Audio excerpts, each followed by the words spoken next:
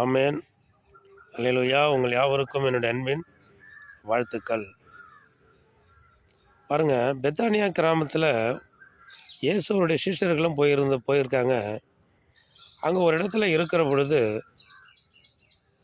போஜன பந்தியில் இருக்கிற பொழுது, மரியாள் என்கிறவங்க என்ன பண்ணுறாங்க, விலையேற பெற்ற வெள்ளைக்கல் பரணி என்கிற பரிமள தைலத்தை கொண்டு வந்து இயேசு கிறிஸ்துவுடைய சிரசிலே ஊற்றுகிறார்கள்.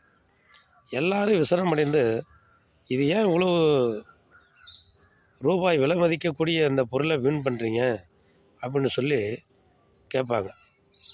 அப்போ இயேசு கிறிஸ்து சொல்லுவாங்க, என்னிடத்தில் இவள் நற்கிரியைகளை செய்கிறாள், ஏன் தடை செய்கிறீர்கள் என்று சொல்லுவாங்க. இதில் நம்ம பார்க்குறோம் பாருங்கள், அவங்க விலையேற பெற்றதுன்னு எல்லாராலும் என்ன பண்ணுறது, மதிக்கப்படுகிற ஒரு பொருள், உயர்வான ஒரு பொருள், அதிக விலையுள்ள அதிக பணமுள்ள ஒரு பொருள். ஆனாலும் அந்த சகோதரி என்ன பண்ணுறாங்க, கர்த்தருடைய பாதத்தில் கொண்டு வந்து ஊற்றுறாங்க, அவங்க சிரசில் ஊற்றுறாங்க. எதனால் அதை ஊற்றுறாங்க? நம்ம ஆண்டவரிடத்தில் நன்மை பெற வேண்டும், மன்னிப்படைய வேண்டும், நம்ம குற்றங்கள் எல்லாம் முழுமையாக கழுவப்பட வேண்டும், பரலோக ராஜ்யத்தில் சேர வேண்டும்.